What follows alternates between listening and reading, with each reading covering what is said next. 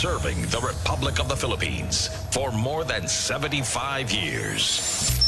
Ito po ang Presidential Broadcast Service. Headlines ngayon, sports news, magazine, celebrity, entertainment, interviews, music, and more. All in one. All in one. Dadalhin sa inyo ng mas pinaganda, mas komprehensibo, mas malaman.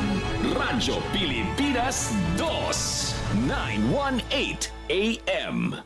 Philippine Standard Time, 12:59 ng hapon.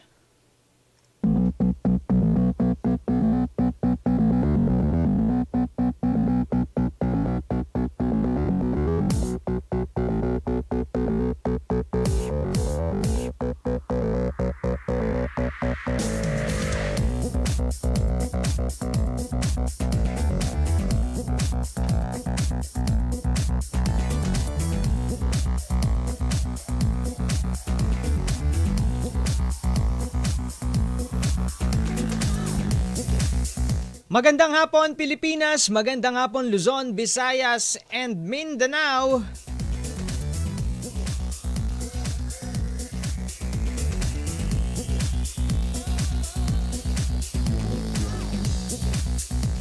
It's August 13, 2023, araw po ng linggo at welcome dito sa LGU Sports Corner.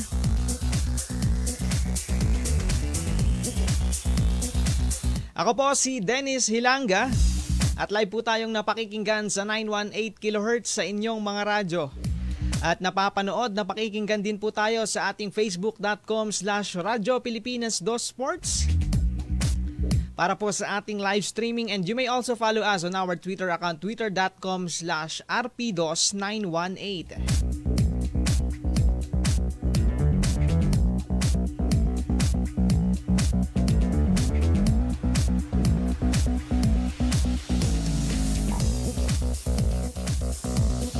So this afternoon, meron po tayong isang itatampok na sports sa isang LGU in Visayas. Meron po kasing idadaos na Philippine Beach Tennis Tournament 2023 at ito po yung kauna-unahang IFBT or International Beach Tennis Tournament na gagawin sa bansa mula November 3 hanggang 5. Diyan po yung gagawin sa Boracay Island sa Malay, Aklan. So habang inaantay po natin na makapasok po sa ating Zoom ang ating mga panauhin, ano?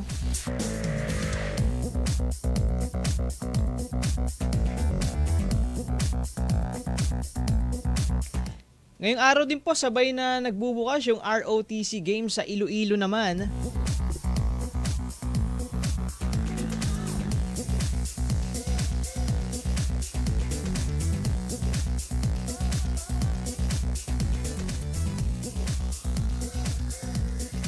So again, yung ating discussion for today is about the Philippine Beach Tennis Tournament in Boracay.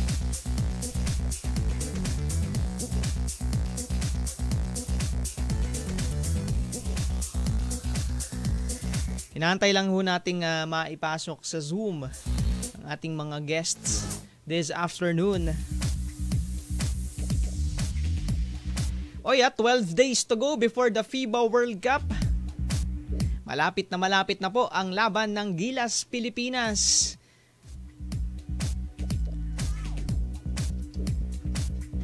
Boss, okay na? Ayan, nandyan na po ang ating mga guests. Nasa Zoom na po sila. So, ating ipakilala, si Mr. June Mabulay, ang presidente po ng Boracay Beach Tennis Philippines, at si Sir Meng Victor, ang tournament director ng Philippine Beach Tennis Tournament 2023. Magandang hapon po, Sir June and Sir Meng. Yes, good afternoon, sir. Dennis Hilanga po sa Radyo Pilipinas Hapon The Sports. Sir Dennis, good noon. Yes, sir. Opo. Ayan, medyo... Yeah. Ayan. Okay. Okay po. Okay. Si Sir June po yung naka-white, tama? Or si Sir Meng yung naka-white? Sir Meng yung naka-white. Si Sir Meng yung naka-white. Si Sir June yung naka...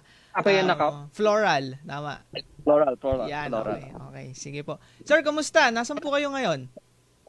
Right now, nasa Bali, Indonesia ako. Okay. For vacation, yeah.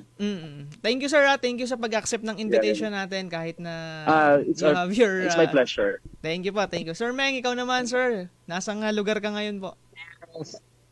Dito pa din sa Boracay Island. Yan, mukhang maganda ang panahon dyan, sir. Mahangin at presko. Nakikita natin dyan sa background mo. Kaya,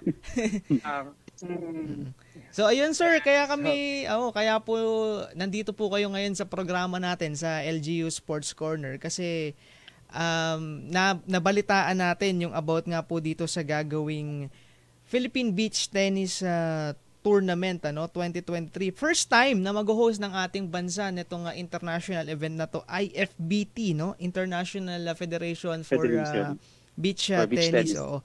Sir, Sir Meng or Sir June, either one of you can answer. Can you introduce muna to us, ano po ba itong beach tennis? Yes, beach tennis is a kind of game a tennis game played in the beach or sa buhangin. It's a combination of beach volleyball, badminton, traditional tennis play. But it's a happy game. Imagine you play beach tennis sa beach, yung background mo napakaganda. Ganun po yung beach tennis. Okay. So para siyang hybrid ng different sports, sir. Yes. Sir Meng, ikaw, baka may gusto kang i-add dun sa kung paano, nilalaro or paano yung etong ginagawa itong beach tennis?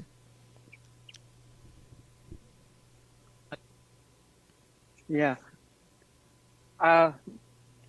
Nakahanap kasi kami ng medyo magandang laruan na hindi namin akalain na yung beach tennis nilalaro yung tennis nilalaro sa beach.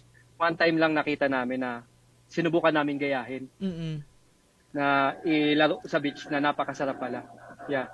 Sabay yung mga combination ng volleyball. Yeah.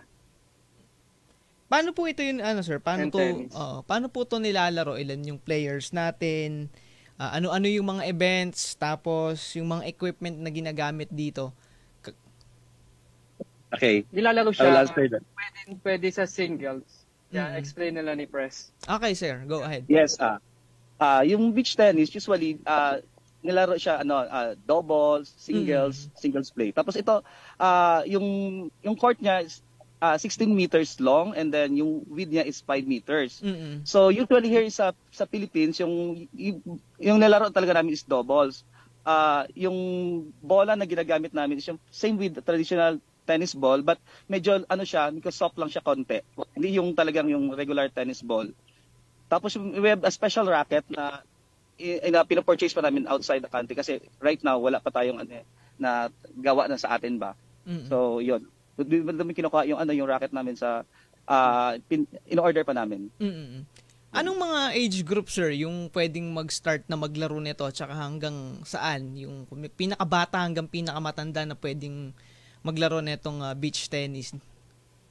Well, right now may tine-training kami mga bata mga kahit 5 years old nagsa-start na walang age limit kahit sino pwede mag-join. At saka napakagandang laro kasi parang nagbabanding lang ba kayo? Opo.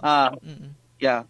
Kaya na-encourage namin lahat sana try nila na i-discover itong laro na to, napakaganda at parang appropriate sa lugar natin kasi imagine tayo 7,000 islands, ang lawak ng mga beaches natin yung shore. So parang ito ideal talaga para sa ating mga Pinoy to.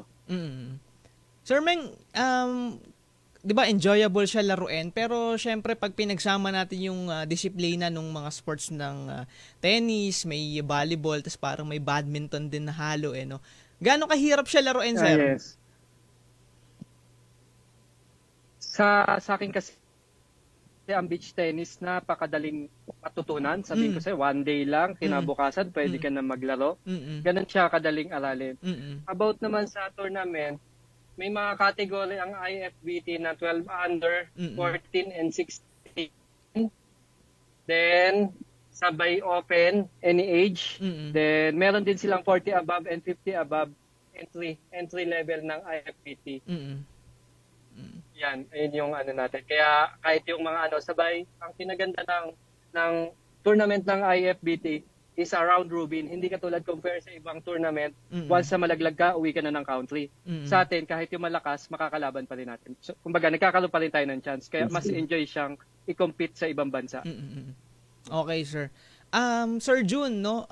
Ito pong beach tennis, no? And yung Philippine Beach or yung Boracay Beach tennis. Kayo po yung tumatayong parang pinaka-association ng beach tennis dito sa Pilipinas. Tama ho ba? Yes, right, tama po. Mm-mm. So, kumbaga kayo yung talagang, let's say, pioneer or may nauna bang grupo or kayo talaga yung nag-establish na itong beach tennis dito sa Pilipinas? Meron.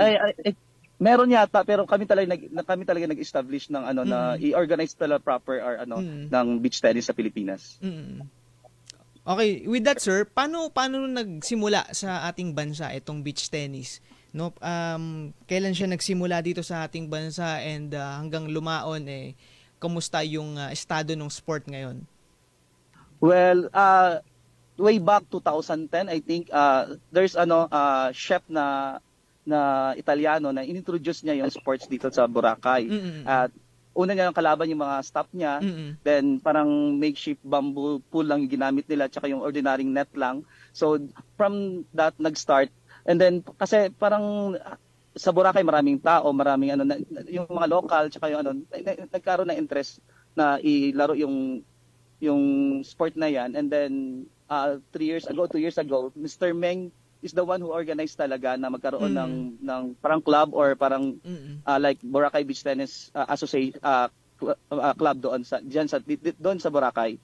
So diyan nag-start yung kung paano na-establish yung Philippine Beach Tennis dahil diyan saan na yan. Nangyari. So parang na sir, nasa 13 years na meron palang nag-i-exist na beach tennis dito po sa ating pero bansa. yung lang 3 years pa lang na-organize siya ng proper ba? Okay. So parang nung una parang nagta-trial and error muna, tapos ito laro mga later year mga past recent years ay gumanda na yung estado ng sport. True. Opo. Yes. Sir Meng, yung mga players natin, gaano na karami so far sa iyong pagtataya diyan sa Boracay, and kung meron na ba tayong mga expansion ng mga clubs in other parts of the country or kahit sa Visayas muna? May mga ganun na po ba, sir? Meron na sa Tangalan. Aklan. Still in Aklan. Na rin sila ng beach. Mm-mm. Aklan din siya. Mm-mm. Ayun pa lang yung alam namin na meron na naglalaro. Mm-mm.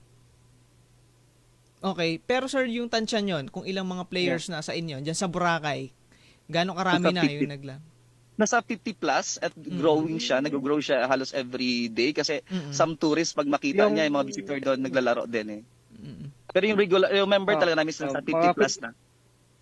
Okay. Paano nagsimula, sir? Paano nagsimula kayo? I mean, yung engagement nyo dito sa laro. Tapos paano nyo siya itinatawid sa araw-araw na makapag-invite pa kayo ng mas maraming players, ganun? So we build the team, like tapos nagkaroon kami ng mga officers, tapos planning, tapos we do the clinic na tinuturuan namin yung mga guests, yung mga local diyan, encourage talaga namin kung paano na maging ma-enjoy nila yung laro na to. So successful naman kami sa mission at vision namin. So kaya right now we're planning na i-spread itong laro na to sa all over the country. Yun yung plano namin. Sir Meng, may i-add ka po? Yes, and may mga entry, may mga gusto na rin sumali sa amin, may mga nag-inquire na. Like Uruguay, 30 players from Thailand. Maybe yung sa US, yung friend din namin na from Florida na si Ramil Manrique. Baka makapunta din sila dito at maka-join sa tournament. Sir June, kamusta naman yung pagtanggap ng mga tao dun sa sport? And kumbaga, syempre parang bago sa pandinig, bago sa mata yung sport kasi nga magkakaibang disiplina pinagsama-sama. So, kumusta yon, sir? Well, very positive. Positive sila lahat. Easy lang kasi, sabi nga ni Meng, play ka ngayon, kinabukasan marunong ka na. So, positive lahat yung yung feedback na nakukuha namin at yung mga sabi nila sana dati pa daw na laro na nila to kasi nga bagay nga talaga sa atin dito sa Pilipinas itong laro na to. Opo. Sir, mahal ba?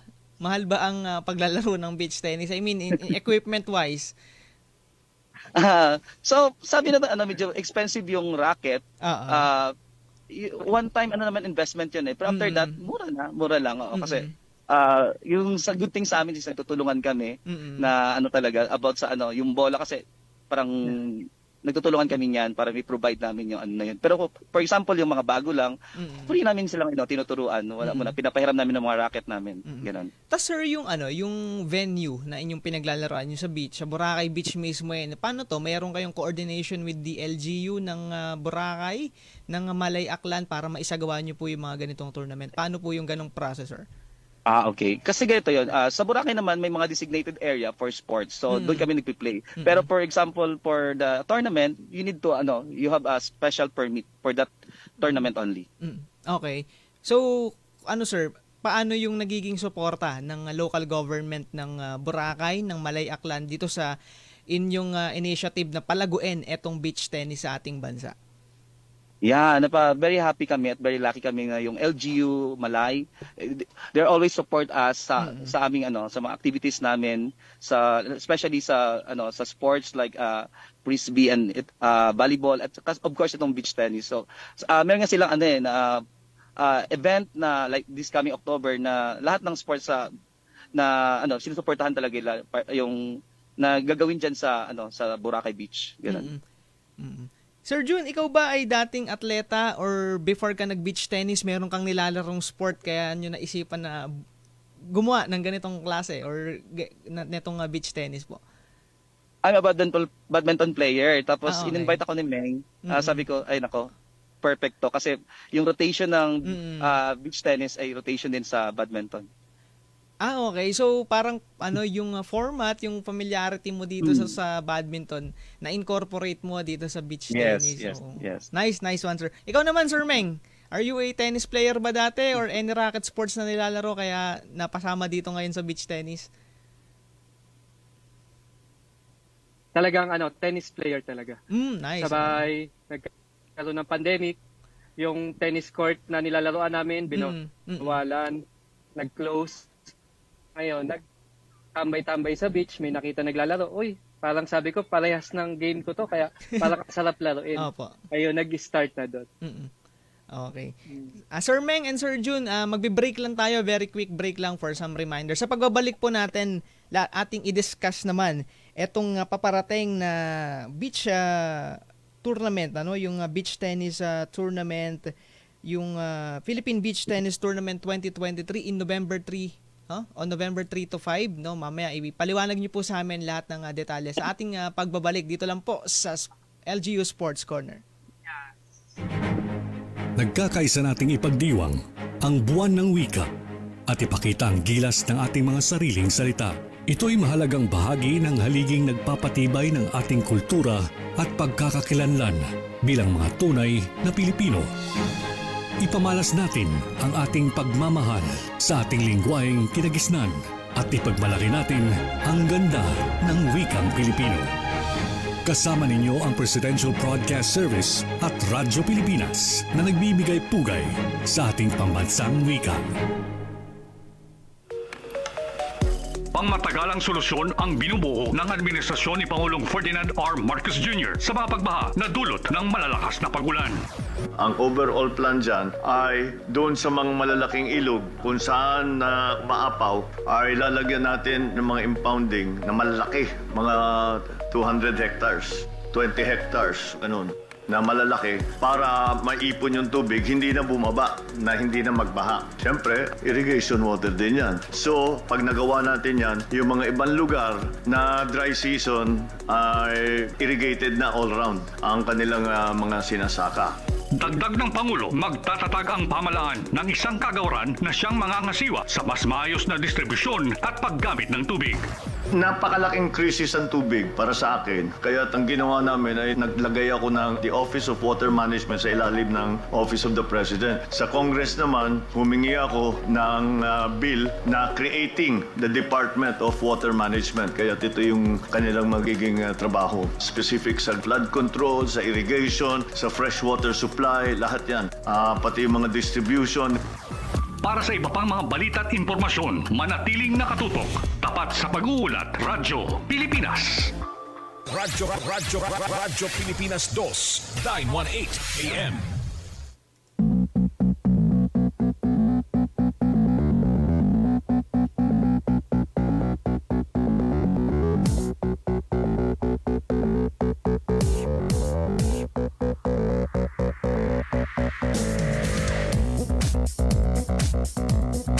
Welcome back po dito sa LGU Sports Corner sa Radyo Pilipinas 2 Sports at kasama pa rin po natin si Sir Meng Victor, ang Tournament Director po ng Philippine Beach Tennis Tournament 2023 at si Sir June Mabulay, ang Presidente ng Boracay Beach Tennis Philippines. So ayun nga sir, kaya po tayo nandito ulit sa program para ibahagi nyo sa amin ang paparating pong tournament na i-host ng Pilipinas, ang Philippine Beach Tennis Tournament 2023. Sir Meng, go ahead po. Yes. Ayun, magkakaroon nga tayo ng tournament. Pero yung date, may magka-conflict, kaya baka magbago pa. Mm-hmm. Pero baka first o second week, for sure, matutuloy yun. Ano po sir? Sorry. Ayun nga. Ano po yung date sir? Paulit po yung date. May conflict pa dun sa Tentative lang. first or second week. Okay. So hindi pa sigurado yung 3 to 5 ng November. Yeah. Mm-mm. Yes, but sure yung November. Yeah, sigurado yung November na tuloy yung tournament sa November. Okay. Ano po yung mga dahilan sir? Bakit parang tentative pa tayo so far? Some other players may mga conflict sa schedule nila. Okay. So ayusin namin na ma-cater namin lahat ng para lahat makapaglaro. Mm-mm. Sige po. So, ilang players po yung inaasahan natin at ano-anong mga bansa yung kasali dahil nga ito yung first international or first IFBT sanction tournament na i-host po ng Pilipinas, sir? Yeah. Hopefully yung Uruguay, then Thailand, then saka yung US. Mm-hmm. Ayun pa lang yung country. Pero siguro abutin kami na Indonesia and baka abutin kami na 100 players na maglaro sa beach. Mm-hmm. Paano po yung naging proseso, sir, na makasali sila dito? Meron bang mga ginanap na tryouts or ano lang to, open competition lang na pwedeng magpaparegister lang din, pwede na sumali? Paano po yung basis nyo na talagang kayang maglaro? Kasi meron, kailangan po na nakaregistered ka sa IFBT na site. Then, kailangan mo magkaroon ng IP code para sa ranking saka sa registration bago ka makasali sa tournament. Yeah. Okay. So, ano to, sir? Yung 100 na to ay halo-halong genders na po ito? Yeah, may tatlo tayong category. May tayong men's doubles, women's doubles natin hanggang double entry para makalaro din yung ma-enjoy din ng lahat. Sir June, baka may add ka po doon sa iba pang detalye para po dito sa Philippine Beach Tennis Tournament. Go ahead, sir. So ayun nga, nasabi na ni Meng lahat na about sa this coming IFBT tournament namin na gaganapin. So yung ma-add ko lang is yun nga, welcome lahat na na mag-join as long as ma-register lang sila sa IFBT. Paano yung nagiging registration dun sa IFBT, sir? I mean, di ba yun yung parang world governing body netong beach tennis? So paano ka magiging ranked player dun sa IFBT? Meng can explain that, Sir Meng. Hello, Meng. Hello. Yes, sir. Apo. Sir Meng. Yes. Apo. Sige, ikaw na. Kailangan mo po ng code. Yes, kasi kung maglaro ka sa sa tournament. Kailangan mo mag-registered. May certain amount lang mababayaran para magkaroon ka ng code para for ranking na yon. Pag once na makapasok ka na doon, yung game mo sanctioned by the IFBT, so magkakaroon ka ng rank. Ayun. So, marami din pala. Ilang mga Pilipino na po kaya yung mga nandyan sa IFBT na naka-rank na? So, lahat ng member ng Boracay Beach Tennis is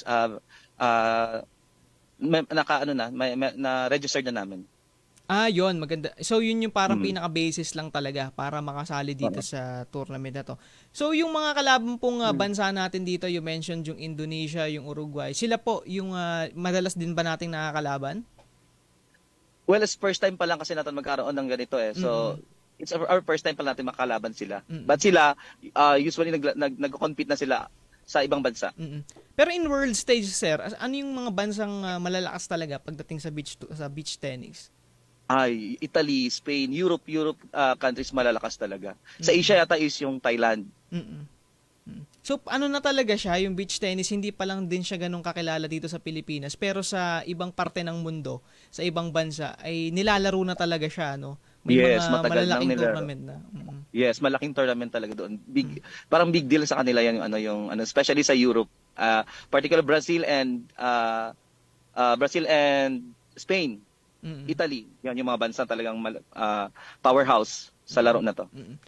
So, sir, saan exactly sa Boracay, sa parte ng Boracay gagawin itong Philippine Beach Tennis Tournament? Ano ba yung mga kailangang ano pa ng mga players natin paghandaan going to this competition? And dun sa mga gustong manood? Well, yung area namin sa may Station 3, front of Awhana Resort. And then yun nga in-invite namin sila na watch this coming tournament sa November here sa island Boracay. Sir, anyone of you can answer this? Gaano ka-importante or kahit yung opinion niyo na lang parehas para maganda. So Sir Meng muna. Sir, gaano ka-importante and gaano ka-significant yung pag-host netong Philippine Beach Tennis Tournament sa inyong sport, no, para mas makilala pa? Gaano siya ka-importante? Yes, sa akin kasi malaki bagay siya lalo na sa health natin ngayon, nag-pandemic, talagang nasa bahay lang tayo, na walang ginagawa, hindi tayo napapawisan ngayon. Halos lahat talagang inaano namin talaga to sa mga local ng Boracay na inintroduce namin sa mga kabataan na ayun yung palakasin namin ng mga player para sa ibang bansa na i-compete din namin. Yeah, kaya importante din sa pag-host namin. Makatulong talaga. Also sa tourism ng Boracay. Oo, tama. Tama, sir, tama. Malaking bagay yan dahil yung mga tao pag pumuntang Boracay ng panahon na kung kailan nyo gaganapin itong tournament, hindi lang basta magsuswimming, no? Makakapanood pa ng sports. So, malay mo, matuto din sila, di ba?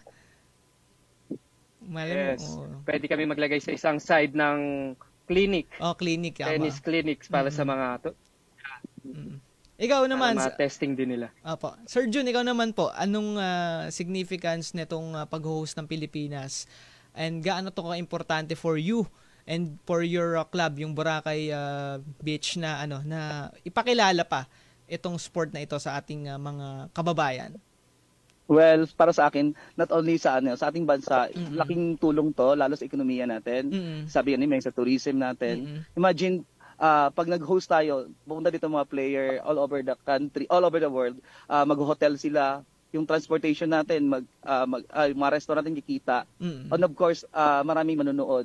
So talaga sa ekonomiya natin, malaking tulong to. Tapos ito, yung sport na to na gusto ko talaga siyang i-spread all over the country na sana bagay sa ating mga Pilipino to, walang height requirement or tapos napakasimple lang laruin at sana nga marami pa magkaroon ng interest sa larong ito. That's it. Sir, ano po yung mga ginagawa ninyong paraan para mas makilala pa itong sport? I mean, may mga ginagawa ba kayong projects? May mga programs po ba kayo for the youth na ini-implement para, alam mo yun, mas lumago, mas maraming makaabot dito sa sport na ito? Na-start, actually, nagawa na namin. Nagkaroon kami ng mga, nagti-teach kami sa mga bata. Nag-coordinate kami sa mga school na kung sino willing For free yon na every Sunday sa beach, nagkakanda kami doon ng trainings for free. Mm-mm. For free. Ano yun, sir? Mga taga Boracay din yung inyong mga participants dyan, or meron din kayong kinukuha from the neighboring islands or neighboring provinces ng Aklan? Right now, sa island na muna. Pero we're planning nga na magpunta sa ibang region like Cebu, Iloilo, Bacolod, para may introduce namin itong sports na to. Para yung sa vision namin na itong sports na to ay ma-recognize dito sa Pilipinas, ay ma-start na namin magawa. Sir Meng, yung funding naman, kamusta yung funding ng inyong grupo para ma-sustain yung sinasabi ni Sir Jun kanina na you're doing this clinic for free para sa mga bata, pero syempre may kaakibat na pondo yun eh. How do you sustain that, sir? Yes, nagkakaroon kami ng mga sponsorship sa mga, humingi kami ng mga sponsor sa mga hotels, and dyan kami nakakabigay tulong din sa mga players. Then, di naman kasi kami naniningil kahit sa mga tourist, di kami naniningil. Kasi non-profit talaga kami. Mahirap na, di ba? Kaya, ayun. Sabay, ayun nga, tulong na rin na IFBT na ngayon, may mga pinaplan pa yung Asian IFBT na magkaroon tayo ng Asian Championship sa buong mundo. Parang every year, iba-ibang Asian. Yeah. Then, pinaplano na rin sa Asian na tournament. Yun ang maganda para lumawak pa talaga. Yung, kumbaga, expansion nitong sports natin. Sir Jun, Sir Jun, yes. Yung linkage naman kasi yung bawat sport sa Pilipinas, meron tayong mga sports associations, di ba? And they are under the Philippine Sports Commission. Etong beach tennis po ba sa ating bansa, meron na tayong ginagawang hakbang para mas ma-recognize ng Philippine Sports Commission, para mas maituring na kayo talaga yung association ng sport na to? So ito nga yung tinagkanda kami ng international tournament para mapansin na nila na or bigyan nila pansin itong sports na to na pwede pala to sa Pilipinas at bagay talaga to sa mga Pinoy. So sana nga mapansin nila kami na ma-recognize itong beach tennis. Pero so far ba, Sir Meng, meron kayong ginagawang mga hakbang to build connections with the Philippine Sports Commission, or nakikipag-usap na ba kayo, may mga initial process na ba na ganyan? Yes, inaayos na din namin yan. Pagbalik din ni President Sir Jun na maayos na namin lahat. Lalo na sa mga Philippine Olympics din na maipasok din namin siya. Para mas... ano yung mga... requirements. Mga requirements. Pero ano yung initial... may respond ba ang PSC dito po sa inyong talks with them initially? Actually, hindi pa kami communicate sa kanila right now. Pagbalik ko pa lang, start na kami mag-communicate. Maganda, sir. Oo. So, nandiyan ka sa Indonesia, Sir Jun. So, mukhang... Yes. yan din, yung isa sa mga kalaban nyo, ano? Yeah. Okay. So, ayun, sir. Again, baka may gusto po kayong idagdag doon sa hosting ng ating bansa, your invitation, Sir Jun? Sana po suportahan tayo, tapos ma-enjoy natin itong na sana walang magkaroon ng problema at maging successful yung unang pag-host natin ng International Beach Tennis Tournament. Yun lang sana. Yun lang po. Mga gustong pasalamatan, sir, at batiin. Go ahead po. Well, of course, lahat po ng yung mga tumutulong sa amin, maraming salamat. Of course, sa mga officers, member ng Boracay Beach Tennis, maraming salamat po, at patuloy lang po natin na suportahan yung club natin, at sana dumami pa tayo. Yan po. Thank you. Ayun, thank you, Sir Jun. Ikaw naman, Sir Meng, before we end ito pong interview, kasi si Sir Jun mukhang mamamasyal pa. Sir Meng, yung Sir Meng, yung iba pang details na lang, ulitin lang po natin dito sa pag-host ng ating bansa nitong Philippine Beach Tennis Tournament. You may take the floor, sir. Thank you. Yeah. Welcome lahat na mag-join sa Philippine Beach Tennis, basta lang mag-register sa IFBT. Then follow kayo sa page namin ng Boracay Beach Tennis Philippines. Then para masundan niyo yung everyday kung ano yung mga activities. At kung gundo naman lahat kung ano artist namin. So, nandun din pati registration, nandun na rin. Nakapost na din lahat na. Yeah. Okay. So basta yung date po so far ay wala pa tayong definite, no? Pero ang initial is November 3, 4 and 5. So pwede pa yung mabago pero basta November, no? November, Pero i-announce namin ASAP. Okay, sige sir. Apo. Sir Meng, your last words, pasasalamat, mga gustong batiin. Yes, pasalamat kami sa IFBT, then pasalamat din kami sa Philippine Beach Tennis Association, then sa lahat ng sumusuporta sa Philippine Beach Tennis. Thank you. Ayan, so maraming salamat po Sir June Mabulay, Presidente ng Boracay Beach Tennis Philippines, at si Sir Meng Victor, ang Tournament Director ng Philippine Beach Tennis Tournament 2023. Gaganapin po yan sa Boracay Beach sa LGU ng Malay Aklan on November. No dates yet, but ang importante ay nagsisimula na ho na mangalap na mga players, mga participants po dito po sa paparating na Philippine Beach Tennis Tournament 2023. Maraming salamat po ulit Sir Meng and Sir June. Mabuhay kayo at more success po sa inyong grupo dito po sa pagdaraos ng Beach Tennis Tournament. Maraming salamat po.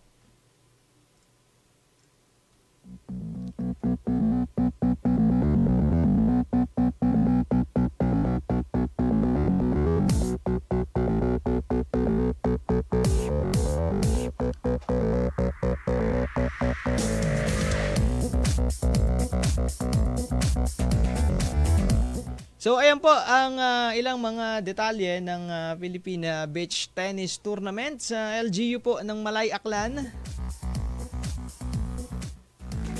Kaya kuha muna tayo ng break at sa pagbabalik po natin, more updates po sa LGU Sports Corner. Time to celebrate kulturang Pinoy, tradisyon, musika, sining, literatura at iba pa. Anything and everything fun and Filipino. Ito ang Pinoy Kultura. Ang abacada, sounds that make up Tagalog words, pagbigkas at pagsulat ng mga titik o letra sa Tagalog, the basis for our national language. Steam It, Panahon TV, Tagalog Lang, Metro Scene, and Wiki dig into its evolution. Records start with the baybayin, the alphabet used by the early Filipinos in the 1600s. From the Tagalog root word baybay, meaning to spell, baybayin was apparently derived and influenced by Indic and Javanese scripts. There was also the alibata. Paul Rodriguez Versosa named that in 1914. Was based on the Arabic alphabet from the Maguindanao Moros, but was modified when the Spanish came. The Spanish introduced the Latin and Spanish alphabet called abecedario, the original alphabet of the Catholicized Filipinos. You could say the Romanized version of baybayin. Then the Americans came and introduced the English language and its 26-letter alphabet. Because there was fear of losing the abecedario, the government ordered the adoption of a Tagalog-based national language. They also wanted a dictionary and grammar book. That's where writer and former Senator Lope K. Santos comes in. In 1939, he developed ang Balarila ng Wikang Pambansa. Abacada became the national alphabet from 1940 to 1976. Noong 1976, ang Department of Education, Culture, and Sports ay nag-issue ng revised alphabet. Dinagdag ang mga letrang C, CH, F, J, L, N, Q, R, R, V, X, at Z. They called it Enriched Alphabet or Pinagyamang Alpabeto. More tweaks follow, and in 1987, the Filipino alphabet was published yet again with 28 letters. What you'd recognize is our modern alphabet. 26 letters from the Latin alphabet and the Spanish N or Enye and NG or Nang.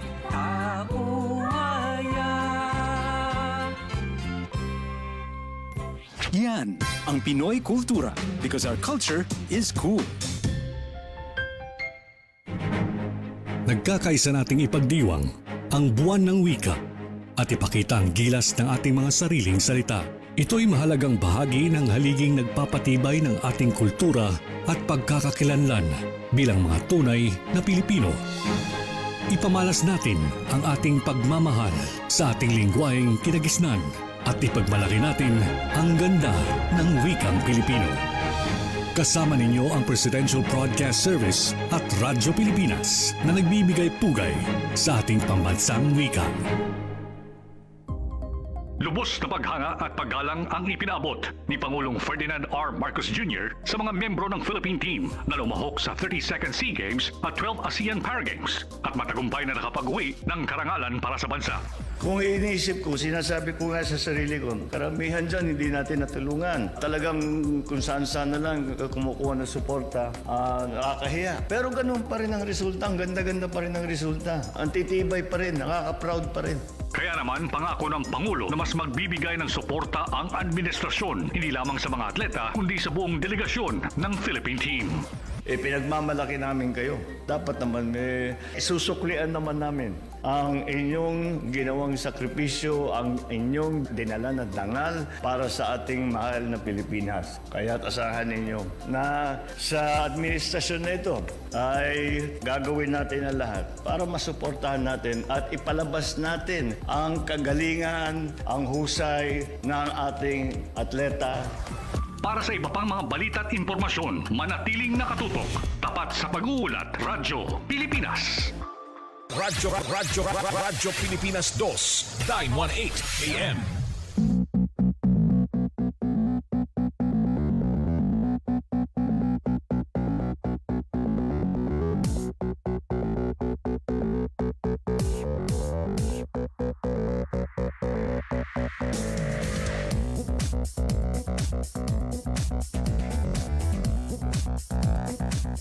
Welcome back po dito sa LGU Sports Corner. We have 12 days to go before the FIBA Basketball World Cup 2023. The FIBA Basketball World Cup is used to be called the World Basketball Championships before a rebranding was made after the 2010 event. After 2014, the International Basketball Federation made important changes in the competition by expanding the number of participants from 24 to 32 teams. USA and Yugoslavia, which is now the country of Serbia, has won the most FIBA World Cup with 5 titles each. Russia, or the former Soviet Union, is the second winningest team with 3 titles, while Brazil and Spain has 2 titles each. The last time that the USA won the Basketball World Cup was in 2014 when it beat Serbia 129-92.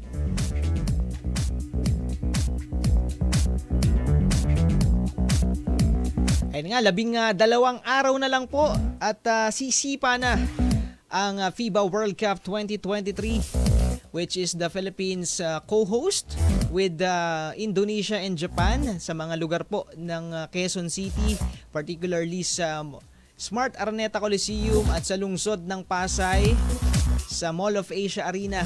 Gagawin po ang first and second stage, no, at yung knockout stage naman, yung final round diyan po sa MOA. No, pero yung opening po natin on August 25 diyan po sa Fireworks Capital of the Philippines sa Bukawi, sa Philippine Arena. So first game ng Pilipinas ng Gilas ay versus Dominican Republic.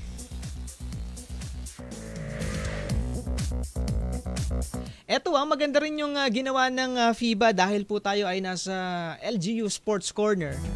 Meron silang partnership sa Department of Tourism kung saan may mga tour packages na ino-offer ang FIBA at DOT.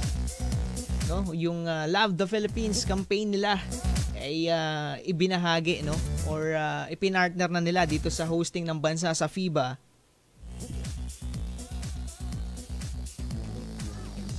So merong mga tour packages na pwede kang pumunta ng Davao, ng Bohol, ng Batangas, Cavite, Boracay. At marami pa po yung iba, pero itong mga local destinations natin, no. Ito yung ginamit na paraan ng FIBA.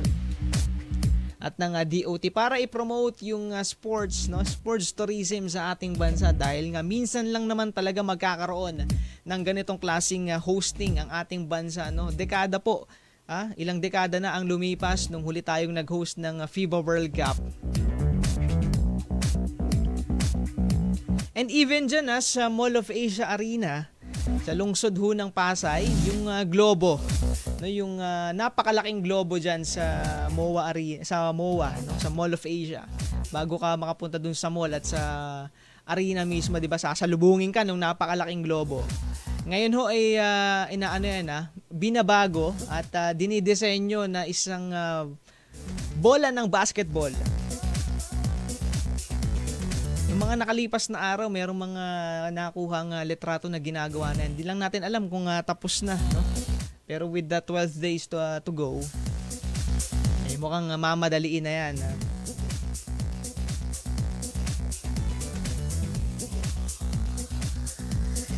So, speaking of FIBA World Cup pa rin, ilang updates lang, no, dito sa ating Gilas Pilipinas. Breaking news dahil si Poy Eram, 'di ba, nung nakalipas na mga araw ay out of the World Cup dahil sa knee injury. Ngayon, si Poy Eram ho, ang TNT big man, ay nagretiro na sa Gilas Pilipinas with 12 days to go before the World Cup.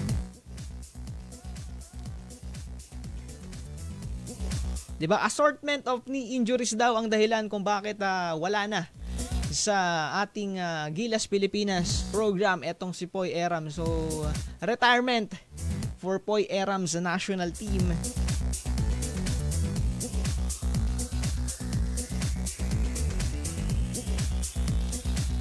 Sabi ni Poy, as I close this chapter in my life, gusto ko pong magpasalamat sa lahat ng taong nagtiwala at tumulong sa akin. Thank you for giving me a chance to fight for my country. Thank you for letting my dreams become a reality. Yes, I'm retiring now with the national team. Yan po yung sinabi ni Poy Eram sa Spin.ph, no? Yan po yung development ng ating big man, Poy Eram sa national team. Gilas Pilipinas.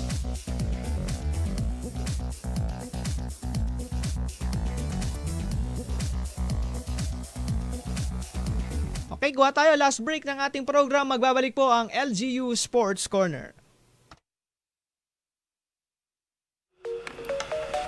Pangmatagalang solusyon ang binubuo ng administrasyon ni Pangulong Ferdinand R. Marcos Jr. sa mga pagbaha na dulot ng malalakas na pagulan.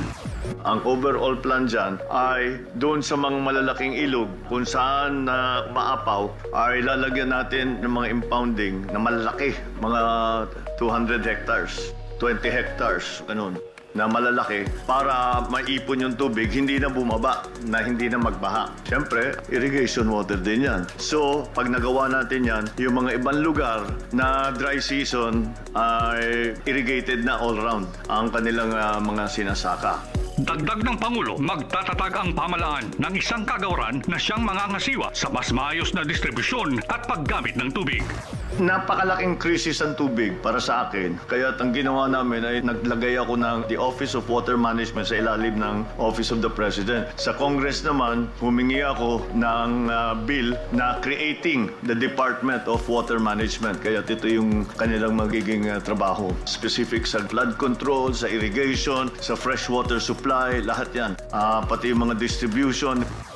Para sa iba pang mga balita at impormasyon, manatiling nakatutok. Tapat sa pag-uulat, Radyo Pilipinas. Time to celebrate kulturang Pinoy. Tradisyon, musika, sining, literatura at iba pa. Anything and everything fun and Filipino. Ito ang Pinoy Kultura. Ikaw ba ay naharana na? Tunawin mo sana.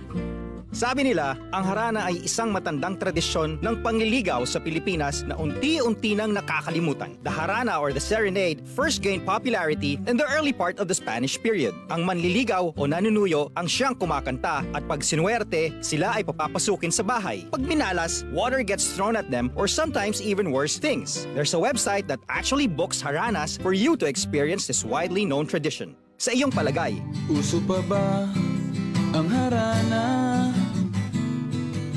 Yan ang Pinoy Kultura because our culture is cool.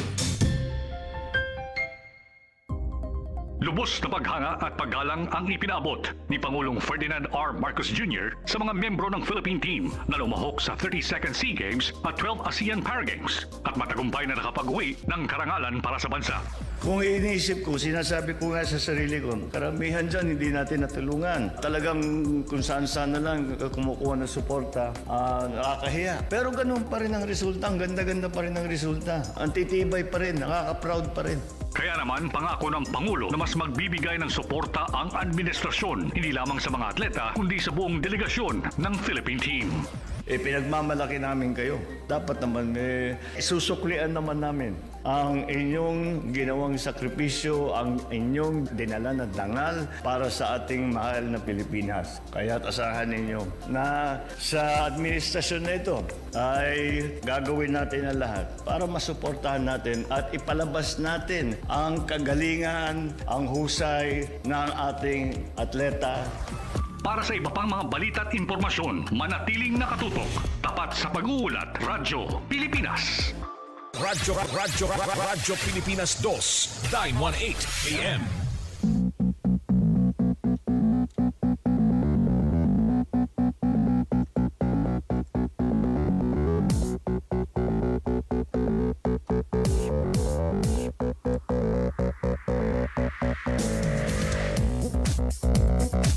Uy, eto magandang balita mga kaibigan ha. Kasi yung Naismith Trophy no ay magbabalik po sa Pilipinas. Ito po yung trophy for the 2023 FIBA World Cup or the FIBA World Cup per se. So ayan na, starting August 14, bukas po yan, araw ng Lunes, ay mag-aaroon ulit ng trophy tour sa Cebu, Davao, Manila at Ilocos Norte. Parang mga ilang buwan yung dumaan, meron ng trophy tour na ginawa po dito sa Pilipinas.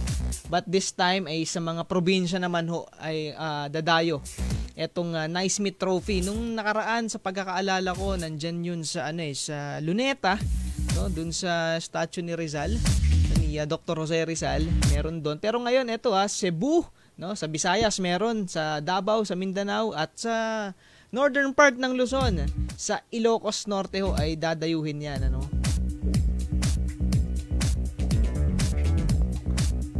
Ito, power rankings naman tayo. Sa latest na inilabas ng FIBA, ito po yung mga bansa na 12 bansa na sinasabing ito yung mga most powerful dito po or most sabihin natin dominant dito po sa FIBA World Cup 2023. Nangunguna ang USA, nasa ikalawang pwesto ang France, pangatlo ang Australia, pang-apat ang Slovenia ni Papa Luka Doncic. Panglima ang Germany, ang world number 1 Spain ay nasa number 6 sa power ranking Bumaba ng 4 na pwesto, no? -4 ang Spain. Ang Canada naman nasa 7th place. Ang isa sa mga kalaban ng Pilipinas sa group stage na Italy, number 8 po sa power rankings. Number 9 ang Serbia. Number 10 ang Dominican Republic na isa pang kakalabanin ng Gilas Pilipinas. Number 11 ang Finland at number 12 ang Lithuania. So ayan at with 12 days to go na nga lang po ay itong ating Gilas Pilipinas ay incorporating na sa kanilang sistema si Jordan Clarkson na nagsimula na mag-practice with siguro less than a week, no, mga 5 days na siguro mula nung dumating sa bansa si JC. 12 days to go, FIBA World Cup na.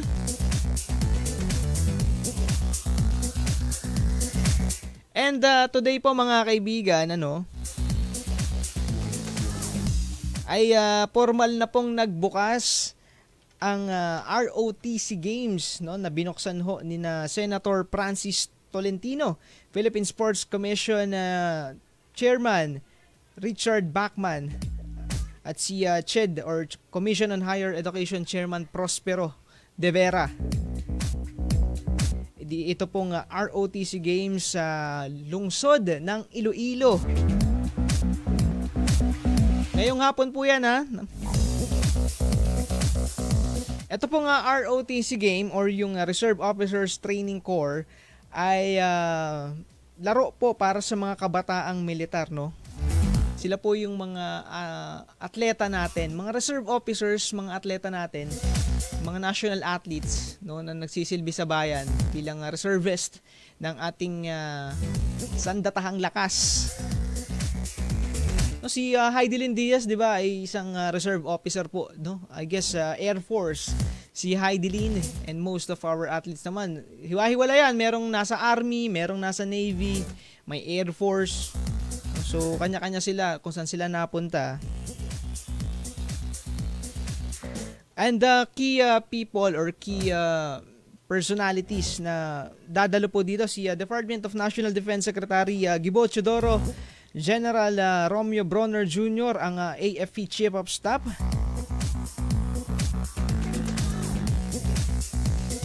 Ang programa na para sa kadetes sa Philippine Reserve Officers Training Corps or ROTC ay magbibigay ng pagkakataon para maging parte ng pambansang koponan na makakasabak sa mga Olympic level sporting events at international competitions.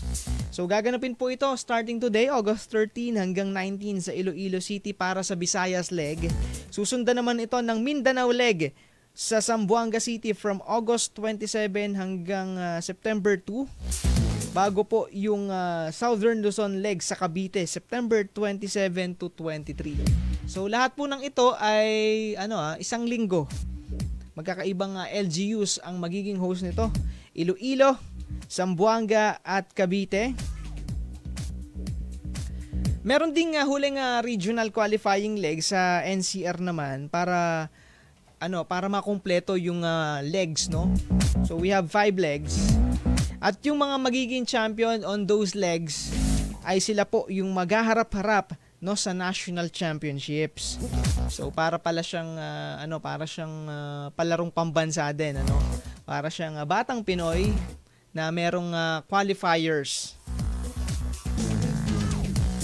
Ilan nga ba ang kasali dito? 500 cadets, no, ang kumpirmadong lalahok sa 7 sports.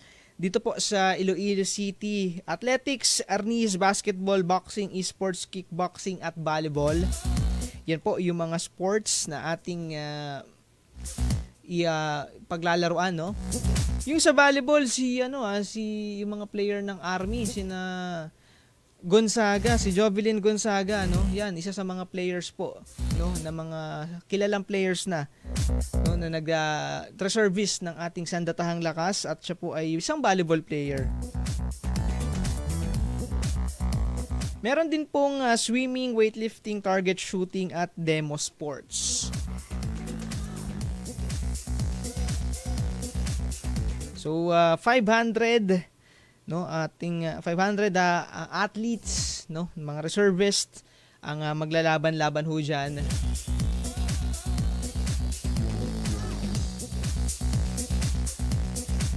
Parang first time ho na nagkaroon ng ROTC games. Pandagdag na mga mga tournament para malaman nga natin yung meron pa tayong dagdag na pwedeng pagpilian para po sa mga international events na sasalihan ho ng ating bansa.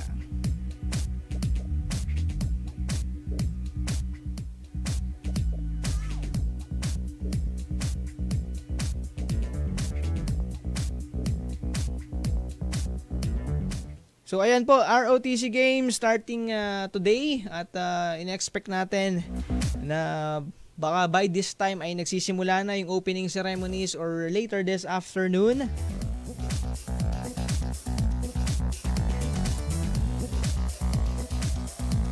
Again ho, tumutok po kayo sa ating magiging special coverage for the FIBA World Cup starting August 25. Next Friday ho yan, 2 Fridays pa. Hanggang September 10, hanggang malaman natin kung sino ang mag-champion ngayong taong ito dyan sa FIBA World Cup.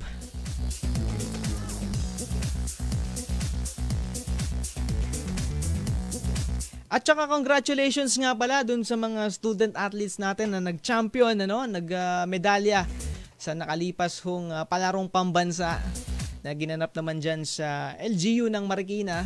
It was a successful event despite the bad weather, no? Isang linggong nag-uulan pero naging matiwasay at maayos naman ang hosting ng Marikina City sa palarong pambansa. NCR emerging as the champion na naman, no? As usual. Pero yung Western Visayas ang pumangalawa. Dinaig ho nila ang Southern Tagalog Region, ang Stakaa, ang Region 4A. Until next year, ang magiging susunod na host ay ang Cebu at ang Ilocos Norte.